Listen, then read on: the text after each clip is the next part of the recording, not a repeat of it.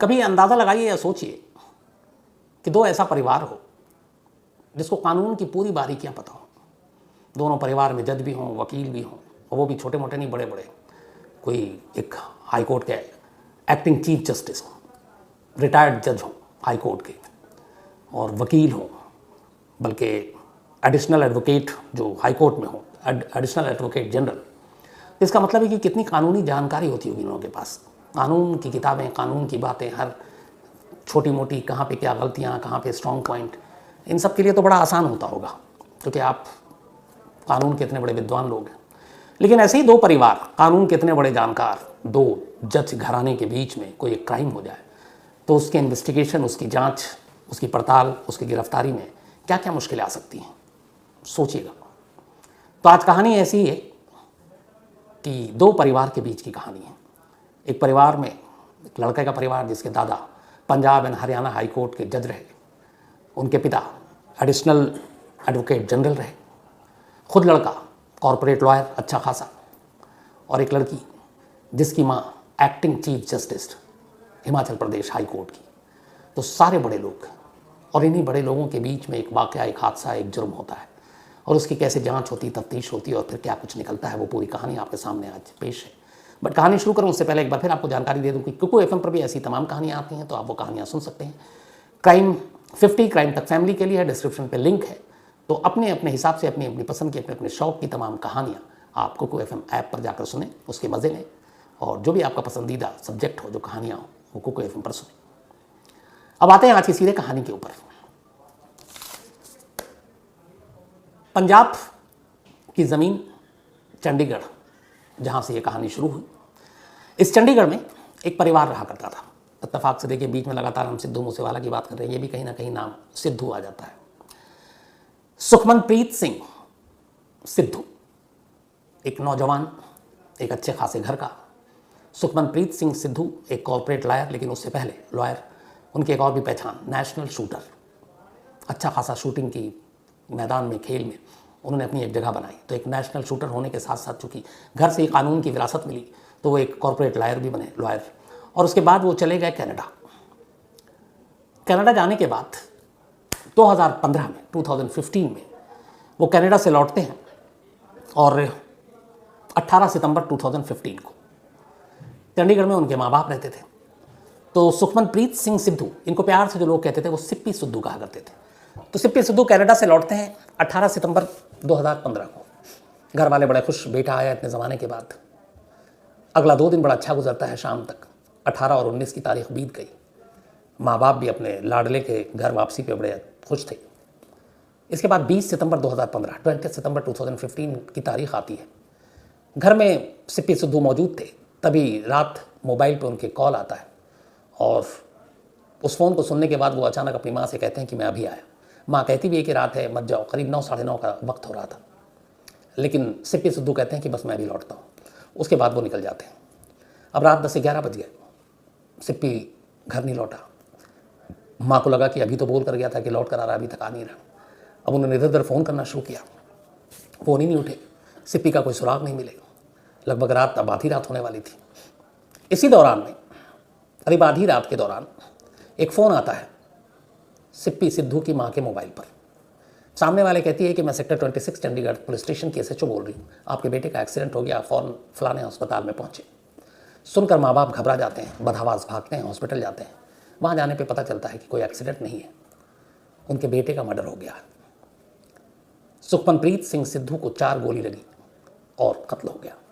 अब माँ बाप ने पूछा ये कब? उसने तो कहा था कि मैं अभी घर से निकल रहा हूँ, अभी आ रहा हूँ। तो फिर पुलिस ने बताया कि उनके पास एक कॉल आया, और 20 सितंबर 2015 की तारीख थी। उन्होंने कहा कि सेक्टर 27 चंडीगढ़ के पास एक पार्क है, उस पार्क के करीब एक घर है, उस घर के बालकनी में एक महिला खड़ी हुई थी, और वो महिला अपना रात को यूँ टहलने के लिए खड़ी थी। अचानक उसे फायर की आवाज़ सुनाई थी। महिला चौंक उठी, उसे पता था कि ये गोली की आवाज़ है। इसके बाद एक एक कर 4 राउंड फायर की आवाज़ सुनाई दी। महिला ने देखा कि एक कार के साथ एक लड़की और एक और मर्द, और उसके बाद वो लोग तेज़ी से कार से निकल लिए। अंधेरा था पार्क में, लड़की का चेहरा साफ दिखाई नहीं दिया, लेकिन उस महिला ने कहा कि उसने पोनी टेल बांध रखा था। बस इतना सहूलिया और कुछ नहीं। तो उसके बाद उसी महिला ने पुलिस को कॉल किया, फिर पुलिस आई, सीपी सिद्धू को उठा कर ले गई, लेकिन डॉक्टरों ने उसे मुर्दा करार दिया। अब अगले दिन ये खबर शहर में फैली, एक रिटायर्ड जज, Punjab and Haryana high court के पोते का कत्ल, कोर्ट के एडिशनल एडवोकेट जनरल के बेटे का कत्ल। पुलिस के भी हाथ पैर फूल गए, तफ्तीश शुरू हुई, लेकिन कोई फ़ायदा नहीं हुआ। धीरे धीरे वक्त बीतता गया और कातिल कत्ल का मकसद किसी का सुराग नहीं मिल रहा है। आखिरकार जब कई महीने बीत गए तो सीपी सिद्धू की मां और पिता ने पंजाब सरकार से अपील की और कहा कि इस केस को सीबीआई को सौंप दिया जाए, क्योंकि लोकल पुलिस शायद ये ना कर पाए और लोकल पुलिस के ऊपर प्रेशर है कुछ बड़े लोगों का। आखिरकार उनकी अर्जी मंजूर कर ली गई और 13 अप्रैल 2016 यानी के कत्ल के करीब 7-8 महीने के बाद 20 सितंबर 2016 को कत्ल हुआ था और 13 अप्रैल 2016 को, बल्कि 20 सितंबर 2015 को कत्ल हुआ और 13 अप्रैल 2016 को सीबीआई को यह केस सौंप दिया गया। सीबीआई ने एफआईआर दर्ज की, तफ्तीश शुरू कर दी। अब इस पूरे केस में एक वो महिला आई विटनेस थी जिसकी बालकनी उस पार्क के करीब। सीबीआई ने उससे ही पूछताछ की, पंजाब पुलिस उससे पहले पूछताछ कर चुकी थी। उसने बताया कि मैंने देखा। अब ये क्लियर हो गया कि एक महिला थी और एक पुरुष था, लेकिन चेहरा कुछ साफ था नहीं। तो अब क्या करें? तो सीबीआई अपनी जांच में लगी रही, बट पंजाब पुलिस की तरह सीबीआई के भी हाथ खाली थे। दिन बीतते गए और कोई सुराग नहीं मिल रहा है कि कत्ल किसने किया है। आखिरकार जब सीबीआई को लगा कि इस केस में कुछ हो नहीं रहा है, तो पहली बार 2017 में सीबीआई ने न्यूज़पेपर में एक ऐड निकाला और कहा कि जो भी सीपी सिद्धू के कत्ल के बारे में जानकारी देगा उसे 5 लाख रुपए का इनाम दिया जाएगा। लेकिन इस 5 लाख रुपए के इनाम का लालच भी काम नहीं आया। इस केस से जुड़ा कोई भी चश्मदीद बाकी सामने नहीं आया, ना कोई और जानकारी दे। इसके बाद सीबीआई ने फिर एक दोबारा ऐड निकाला और इस बार उस ऐड में जो मजमून था उसमें सीबीआई ने लिखा कि अब तक की जांच से पता चला है कि मौका वारदात पर जहां कत्ल हुआ सीपी सिद्धू का, उस जगह पर एक लड़की भी थी, एक महिला भी थी। तो सीबीआई चाहती है कि वो महिला अपने आप आगे आए और आकर ये सारी कहानी बताए, और अगर वो खुद सामने आकर सच्चाई बताती है तो हम मान लेंगे कि वो बेकसूर है और वो दबाव ना ले, तनाव ना ले, डरे नहीं, किसी के उसमें ना आए और आकर सीबीआई के सामने उस रात की कहानी बताए। और अगर वो नहीं आती है तो फिर हम मान लेंगे कि उस लड़की का भी इस कत्ल में हाथ है और इसका कोई ना कोई कनेक्शन है। तो अब ये दूसरा विज्ञापन निकाला और इस विज्ञापन के साथ सीबीआई ने इनाम की रकम डबल कर दी, 10 लाख रुपए कर दिए। तो 5 से 10 लाख दूसरा विज्ञापन, और इस विज्ञापन के जरिए उस जो अननोन लेडी कि वो खुद आए और सीबीआई को बताए, ताकि अगर वो आती है तो हम मान लेंगे वो बेकसूर है, और नहीं आती तो हम मान लेंगे कि वो भी कहीं ना कहीं एक्यूज्ड है और इस कत्ल में शामिल है। लेकिन इस दूसरे ऐड का भी कोई फायदा नहीं होता। वक्त बीतता जाता है, करीब 5 साल बीत गए। दिसंबर 2020 सीबीआई को भी इस केस को लिए हुए 4 साल से ज़्यादा हो गए। दिसंबर 2020 में सीबीआई अचानक कोर्ट पहुंचती है और कहती है कि हमने तमाम कोशिश कर ली, बट सीपी सिद्धू के कत्ल के पीछे किसका रोल है, किसका हाथ है, हम पता नहीं कर पाए। तो इसीलिए एक अनट्रेस रिपोर्ट हम दाखिल करना चाहते हैं कि हम ढूंढ नहीं पाए, हम पता नहीं लगा पाए। 2 तरह की होगी, एक क्लोजिंग रिपोर्ट होती है जिसमें एजेंसी मान लेती है कि भैया अब इस केस को क्लोज कर दो, जैसे आरुषि केस में पहले हुआ था। सीबीआई ने कहा क्लोजिंग रिपोर्ट, लेकिन अदालत ने नहीं माना, यह अदालत के ऊपर होता है। उसी तरीके से इस मामले में सीबीआई ने कोर्ट में जाकर कहा कि हम अनट्रेस रिपोर्ट फाइनल करना चाहते हैं, फाइल, कि हमें कुछ नहीं पता चला, हमें कातिल नहीं मिला।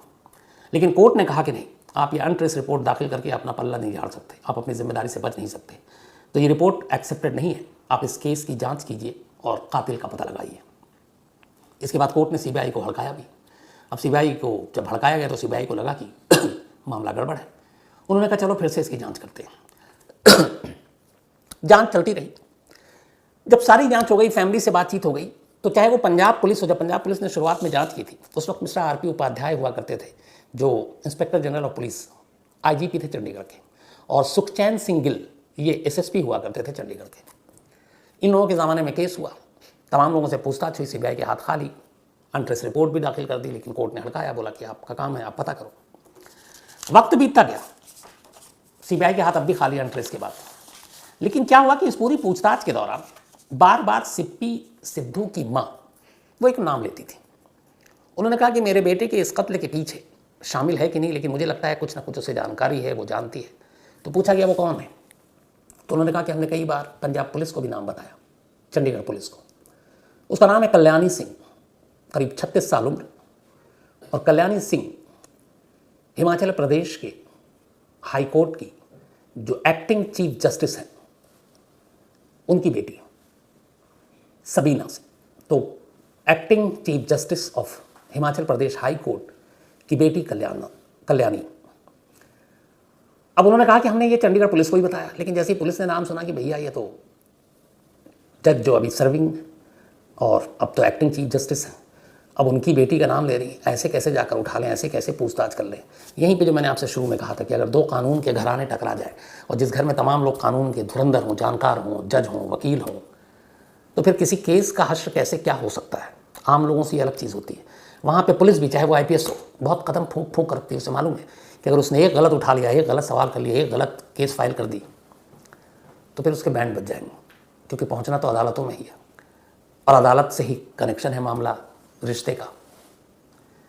तो उस वक्त जब CBI को ये सारी चीज़ें पता चली तो चंडीगढ़ पुलिस की तो हिम्मत नहीं हुई कि एक एक्टिंग चीफ जस्टिस की बेटी को उठाया, बुलाकर पूछताछ करे। लेकिन सिप्पी सिद्धू के भाई ने बाद में कहा कि उन्हें मालूम था और उन्होंने कई बार नाम लिया, बल्कि उन्होंने ये भी इल्ज़ाम लगाया था कि सिर्फ कल्याणी सिंह नहीं बल्कि उनका परिवार भी उनके भाई के कत्ल में शामिल है। लेकिन उस वक्त सिप्पी सिद्धू के भाई ने बाकायदा रिकॉर्ड पे एक इंटरव्यू में कहा था कि पुलिस वालों ने हाथ जोड़ लिए थे हमारे सामने और ये कहा था कि यार चीफ जस्टिस की बेटी का मामला है, देखो हम ना पूछताछ करेंगे ना हम बुलाएंगे, कहीं ऊंच नीच हो गई तो हमारी तो गई। तो जितने भी वो अपने संपर्क थे, क्योंकि सिप्पी सिद्धू का परिवार भी कोई छोटा मोटा परिवार नहीं, जिस परिवार में जज रहे हो हाई कोर्ट के, वकील, एडिशनल आपके एडवोकेट जनरल हों, खुद जिसकी मौत हुई वो एक कानून का धुरंधर, तो उसको भी हल्के में नहीं ले सकते। लेकिन यहाँ मामला दूसरा था, तो चंडीगढ़ पुलिस ने हाथ पैर जोड़ लिए। उन्होंने कहा कि हम ये सब नहीं कर सकते। अब CBI के सामने भी फिर वही चीज़ घूम कर आ गई, कल्याणी सिंह का नाम आया। अब सामने एक्टिंग चीफ जस्टिस की बेटी, इधर देश की सबसे प्रीमियम और बड़ी जांच एजेंसी CBI क्या करे। CBI ने कहा चलो कोर्ट से तो हमें डांट पड़ गई है तो अब काम ही करते हैं। इसके बाद CBI ने फिर से अपनी जांच शुरू की। एक एक सबूत जो चंडीगढ़ पुलिस ने शुरू में उठाए, फिर CBI ने तहकीकात किए, उनमें से कड़ियाँ जोड़ने की कोशिश शुरू की। दो चीज़ें पुलिस को मिली, CBI को। एक मौका वारदात से एक आईफोन मिला था, पता चला वो आईफोन इसी सिप्पी सिद्धू का है। उस आईफोन में उस वक्त बहुत सारी चीज़ें थी जिसको नज़रअंदाज कर दिया गया। इसके बाद CBI ने सिप्पी सिद्धू के लैपटॉप को अपने कब्जे में लिया, उनमें से भी बहुत सारी चीज़ें मिली। अब उन सारी चीज़ों को देखकर CBI को लगा कि शक बेवजह नहीं है सिप्पी सिद्धू के घर वालों का कल्याणी सिंह को लेकर, क्योंकि मोबाइल में कुछ ऐसे राज थे और लैपटॉप में कुछ ऐसे राज थे जो सीधे इशारा कर रहे थे। और फिर यह भी पता चला कि जिस रात सिप्पी सिद्धू अपने घर से सेक्टर 27 चंडीगढ़ पार्क पहुंचा और उसके पास जो एक कॉल आया था, वो कॉल एक अनजान शख्स के नंबर का था जिसको कोई नहीं जानता था। लेकिन उस कॉल को ट्रेस किया गया तो पता चला कि वो शख्स है कौन। वो एक मेहंदी आर्टिस्ट था जो मेहंदियाँ लगाता है, और उसी के फ़ोन से कॉल किया गया था। तो जब उसको ट्रेस किया गया तो पता चला कि ये कॉल, उसने बयान दिया, कल्याणी सिंह ने किया था। दूसरा जो मोबाइल आईफोन मिला मौका वारदात से, वो पता चला था कि एक दूसरे को दोनों ने ही गिफ्ट किया था, मतलब सिप्पी सिद्धू और कल्याणी सिंह ने। तो ये कनेक्शन जुड़ रहा था। फिर इसके बाद CBI ने इन दोनों की पूरी कुंडली खंगाली तो पता चला कि कल्याणी और सिप्पी सिद्धू बचपन से एक दूसरे के दोस्त थे, स्कूल कॉलेज में पढ़ाई साथ की थी, और फिर बड़े हुए तो दोनों में प्यार हो गया। दोनों का परिवार एक दूसरे के बेहद करीब था, एक दूसरे को जानता था, एक दूसरे के घर आना जाना था। इधर बड़े होने के बाद नेशनल शूटर के साथ साथ बनने के जो सिप्पी सिद्धू था वो फिर कनाडा गया, और इधर कल्याणी सिंह जो है वो असिस्टेंट प्रोफेसर बन गई department of home science, post graduate government college for girls sector 42 Chandigarh में। तो ये असिस्टेंट प्रोफेसर होम साइंस की हो गई। उधर वो सिप्पी सिद्धू कनाडा। बीच में इस दौरान अब ये हुआ कि दोनों बचपन से साथ पले बढ़े, दोस्ती, दोस्ती के बाद प्यार। कहानी में जो ट्विस्ट आई वो ये कि अब कल्याणी सिप्पी सिद्धू को शादी के लिए कहने लगी। सिप्पी सिद्धू अब शादी नहीं करना चाहता था कल्याणी से, और इसकी कुछ वजह थी। तो लगातार वो प्रेशर डाल रही थी। इधर सिप्पी सिद्धू और उसके इवन घर वाले इस रिश्ते और इस शादी के लिए तैयार नहीं थे। अब तक ये बातचीत चल रही थी, इस बीच में वो कनाडा पहुंच गया सिप्पी सिद्धू। इसी दौरान में जब ये सारी बात चल रही थी और शादी के लिए मना हो रहा था, तो कुछ तस्वीरें ऐसी जिसको आप आपत्तिजनक भी कह सकते हैं कल्याणी के फादर के पास भेजी गई, और ये तस्वीरें भेजी कहते हैं सिप्पी सिद्धू ने, और इन तस्वीरों में कल्याणी किसी और के साथ थी। किसी और लड़के के साथ, और वो ऑब्जेक्शनेबल तस्वीरें थी। अब ये तस्वीरें सीपी सिद्धू ने कल्याणी के फादर को क्यों भेजी? तो कहते हैं उसकी वजह ये थी कि कल्याणी लगातार शादी के लिए दबाव डाल रही थी और सीपी सिद्धू भी कल्याणी से शादी करना चाहता था क्योंकि दोनों के रिश्ते अच्छे थे। लेकिन फिर ये पता चला कि सीपी सिद्धू के कनाडा जाने के बाद कल्याणी किसी और के साथ रिलेशन में आ गई और उसकी वो कुछ तस्वीरें कहीं से सीपी सिद्धू के हाथ तक पहुंची और इन तस्वीरों को देखने के बाद उसे लगा कि फिर अगर ज़िंदगी में कोई और है तो फिर मैं क्यों शादी करूं। इसी के बाद सीपी सिद्धू जो है वो कल्याणी से शादी करने के मामले में पीछे आ गया और उसने मना कर दिया। इधर शादी से इनकार, दूसरी तरफ उसकी पर्सनल और प्राइवेट तस्वीरें उसके घर में, उन तस्वीरों की वजह से घर में बड़ी शर्मिंदगी हुई। एक अच्छा परिवार जिस घर में कानून के जानकार विद्वान लोग रह रहे हैं, हाई प्रोफाइल फैमिली है, और उसमें उनकी बेटी की ऐसी तस्वीरें, तो बड़ी शर्मिंदगी और अजीब सी सिचुएशन थी। तो उससे बड़ी बदनामी और बेइज्जती भी हुई। इन सारी चीज़ों ने कल्याणी के जहन में एक बात डाल दी और वो ये कि वो सीपी सिद्धू से शादी तो नहीं करेगी लेकिन उसे छोड़ेगी भी नहीं। और इसी के बाद कहते हैं कि वो बीच में डिप्रेशन में भी गई। वो इंतज़ार करने लगी कि कब सिद्धू कनाडा से लौटेगा और वो बदला लेगी।